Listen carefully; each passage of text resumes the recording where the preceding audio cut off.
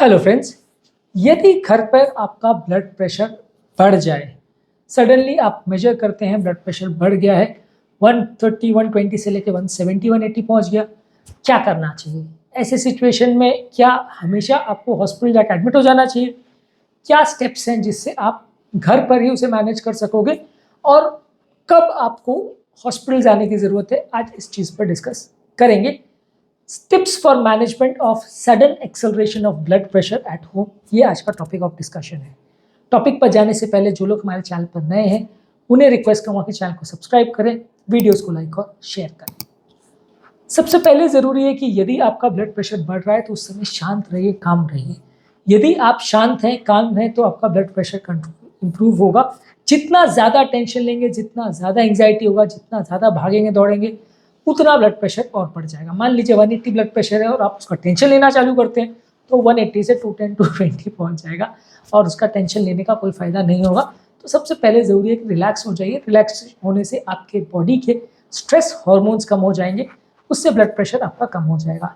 इस दौरान आप सिंपल रिलैक्सेशन टेक्निक्स जैसे कि yoga, pranayama, deep breathing exercise, meditation, progressive muscle relaxation, ये सारी चीज़ें कर सकते हैं।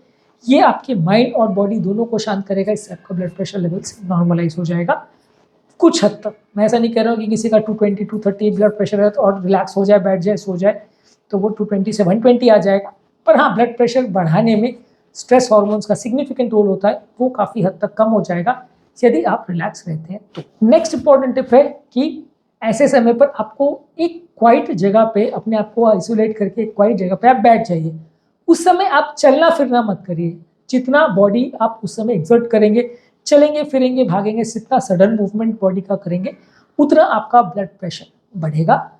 इसीलिए माइंड को शांत रखिए, रिलैक्स करिए, उसी जगह पर बैठे रहिए, तो आपका ब्लड प्रेशर लेवल्स कुछ देर में अपने आप कम होने लगेगा।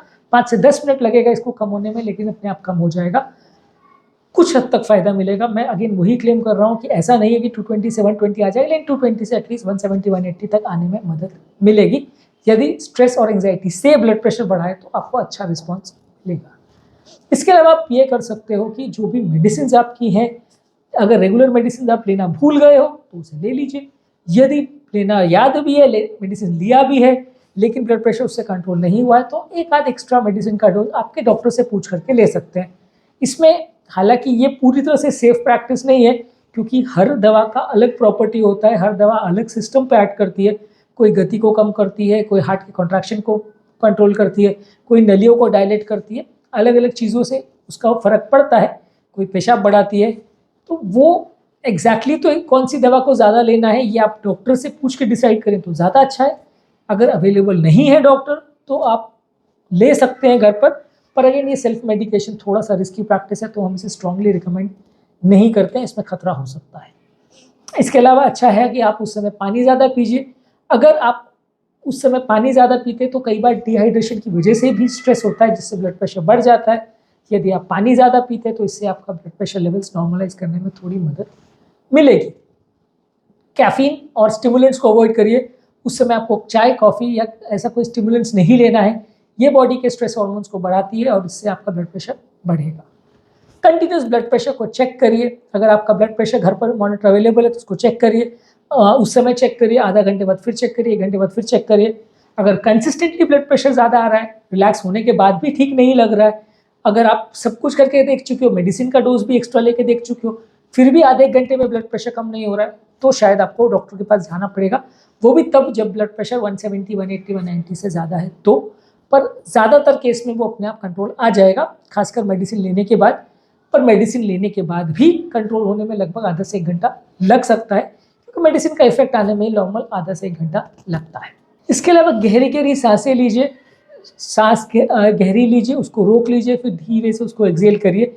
इसे डीप ब्रीदिंग एक्सरसाइज बोलते हैं। ये करने से भी ब्लड प्रेशर कम होता है, स्ट्रेस हार्मोन जिससे कम होते हैं, इससे भी आपके ब्लड प्रेशर को कंट्रोल करने में कुछ फायदा आपको मिलेगा। इसके अलावा ठंडे पानी की पट्टियों को सर पर रखने से भी ब्लड प्रेशर कम हो सकता है। कई बार कहते हैं ना कि ब्लड प्रेशर की वजह से माथा गर्म हो गया, तो ये एक इनडायरेक्ट वे कहने का कि माथे पर आप ठंडे पानी की या गीले पानी की पट्टियाँ करोगे तो उससे भी आपका ब्लड प्रेशर कम होगा। पर एक्चुअल वो नहीं है कि माथा गर्म हो गया इसलिए हम दे रहे हैं, पर ये एक तरह से माइंड को रिलैक्स करता है, स्ट्रेस हार्मोन्स को कम करता है, सेरेब्रल परफ्यूजन प्रेशर को लोअर करता है, इससे आपका ब्लड प्रेशर कम हो सकता है। ये एक्चुअली साइंटिफिक है। इसके अलावा कोई स्ट्रेनुअस एक्टिविटीज़ मत करिए, उस समय भागने दौड़ने का या कोई मेहनत का काम मत करिए, सीढ़ी वीढ़ी चढ़ने का या ऐसा कोई काम मत करिए। इस तरह से कोई भी फिजिकल एक्टिविटी जो कि मेहनत वाली है वो करने से बीपी बढ़ता है। नॉर्मल रिस्पॉन्स है बॉडी का कि आप कोई भी मेहनत का काम करोगे तो बीपी बढ़ेगा, पर आप ज़्यादा उस समय करोगे तो फिर आपको ज़्यादा बीपी बढ़ जाएगा। एक बार एटलीस्ट आपकी हेल्थ केयर प्रोवाइडर या डॉक्टर के साथ एटलीस्ट संपर्क कर लीजिए कि सर ऐसा मुझे प्रॉब्लम हो रहा है, क्या करूँ, कौन सी दवा एक्स्ट्रा ले सकता हूँ, और बाकी पैरामीटर्स भी देख लीजिए, बीपी, पल्स, सैचुरेशन सब कैसा है। उसके हिसाब से आपके डॉक्टर आपको बता पाएंगे कि आपको हॉस्पिटल जाने की ज़रूरत है या नहीं। अगर हॉस्पिटल के डॉक्टर से बात नहीं हो पा रही है फॉर वट एवर रीज़न, तो आसपास के किसी डॉक्टर को दिखा सकते हैं। ज़रूरी हो तो किसी आसपास के नज़दीक के इमरजेंसी सेंटर में जाके चेक करा सकते हैं, खासकर अगर ब्लड प्रेशर 180-190 से ज़्यादा हो। किसी का 120 बीपी से 150 चला गया तो आपको जाने की ज़रूरत नहीं है, उसमें कुछ नहीं होने वाला। 120 से लेके अगर 20-30 का वेरिएशन आ गया या 160 तक भी चला गया तो भी कुछ नहीं होने वाला। प्रॉब्लम कहाँ आती है कि जब बीपी 180, 190, 200 क्रॉस करने लगता है तो प्रॉब्लम्स आने का थोड़ा रिस्क रहता है। फिर भी मैं नहीं कहूँगा कि हर पेशेंट जिसका 180, 190 बीपी है सबको एडमिट करना है। मैं तो इवन 200 ब्लड प्रेशर में भी एडमिट यूजली नहीं करता हूँ, पर लेकिन अगर आपको ऐसा लग रहा है और रिस्की है तो एडमिट करने में कोई बुराई नहीं है, या एटलीस्ट इमरजेंसी रूम में जाके इंजेक्शन वगैरह लगवाने में कोई बुराई नहीं है। इसके अलावा कोई सोडियम वाली चीज़ें मत लीजिए, अदरवाइज भी आपका जो सोडियम अगर ज़्यादा रहता है तो आपको ब्लड प्रेशर ज़्यादा वाले पेशेंट्स को कोई भी चीज़ों में नमक एक्स्ट्रा नहीं लेना चाहिए। नमक ज़्यादा लेंगे तो ब्लड प्रेशर बढ़ेगा। इसके अलावा आप ऐसा कर सकते हो कि एक रिक्लाइन चेयर में, जिसमें आपका सर थोड़ा सा एलिवेट हो, उसमें आप लेट सकते हो, या पलंग पर लेट जाइए, 2 चेयर तकिए सर के नीचे रख लीजिए। इससे आपका हेड एंड एलिवेट होगा तो प्रेशर का फोर्स एक तरह से ब्रेन पर नहीं जाएगा, तो उससे आपको लकवा होने का या उस तरह से ब्रेन को डैमेज होने का चांस कंपैरेटिवली कम हो जाएगा। तो लेट जाइए, सर को थोड़ा सा ऊपर रख लीजिए, या रिक्लाइन चेयर पर लेट जाइए, उसमें ऑलरेडी थोड़ा इंक्लाइन रहेगा तो आपका सर पूरा फ्लैट नहीं रहेगा। सो अगर आप लेटे तो पूरा फ्लैट मत लेटिए, पूरा फ्लैट लेटेंगे तो प्रेशर का डायरेक्ट इफेक्ट ब्रेन पर जाएगा और उससे ब्रेन को डैमेज हो सकता है। तो थोड़ा सर को एलिवेट करके लेटेंगे तो ज़्यादा अच्छा है। इसके अलावा आपको हाइड्रेशन प्रॉपर मेंटेन करने की ज़रूरत है। पानी ज़्यादा पीजिए उस टाइम पे। कोई स्मोकिंग, टोबैको, अल्कोहल या कोई व्यसन उस टाइम पे नहीं करना चाहिए, वो करने से ब्लड प्रेशर बढ़ जाएगा। वैसे तो ये चीज़ें बाकी टाइम भी नहीं करनी चाहिए, ब्लड प्रेशर बढ़ाने में इंपॉर्टेंट कारण हो सकती है, पर जहाँ तक पॉसिबल है इसे अवॉइड करें तो अच्छा है। एक यूज़फुल टिप है कि इस समय सूदिंग या कामिंग म्यूजिक सुन सकते हैं, प्रेफरेबली पुराना म्यूजिक या पुरानी फिल्मों का म्यूजिक वैसा टाइप का, या सिर्फ इंस्ट्रूमेंटल सुन सकते हैं, तो इससे आपको अच्छा लगेगा। इससे मैं कोई हार्ड रॉक या तूफानी म्यूजिक मत सुनिएगा, उससे ब्लड प्रेशर और बढ़ जाएगा। थोड़ा रिलैक्सिंग म्यूजिक आप सुनेंगे तो इससे भी आपका कंडीशन बेटर हो सकती है। सिम्टम्स को मॉनिटर करते रहिए, जो भी सिम्टम्स या जो भी प्रॉब्लम घर पे है उसको प्रॉपरली मॉनिटर करते रहिए। अगर ऐसा लगे कि कंडीशन बिगड़ रही है तो हॉस्पिटल जाना पड़ेगा। अगर सब कुछ स्टेबल है, ब्लड प्रेशर कम हो रहा है तो कोई दिक्कत नहीं, अगले दिन जाके भी डॉक्टर को मिल सकते हैं। इसके अलावा ज़रूरी है कि जो ब्लड प्रेशर मॉनिटर आप यूज़ कर रहे हैं उसको करेक्टली यूज़ कर रहे हैं कि नहीं, वो भी वेरीफाई करिए। कई बार क्या होता है कि हम बीपी मॉनिटर यूज़ तो कर रहे होते हैं लेकिन सही तरह से नहीं कर रहे होते हैं, इसलिए भी प्रॉब्लम आ जाती है। ब्लड प्रेशर के रिगार्ड्स में कौन सी दवाएं आपको चल रही है, उनके क्या फीचर्स है, उनके क्या पैरामीटर्स है, कौन सी दवा को कब ले सकते हैं, किसके क्या साइड इफेक्ट्स है, इसके बारे में पूरी जानकारी होना ज़रूरी है।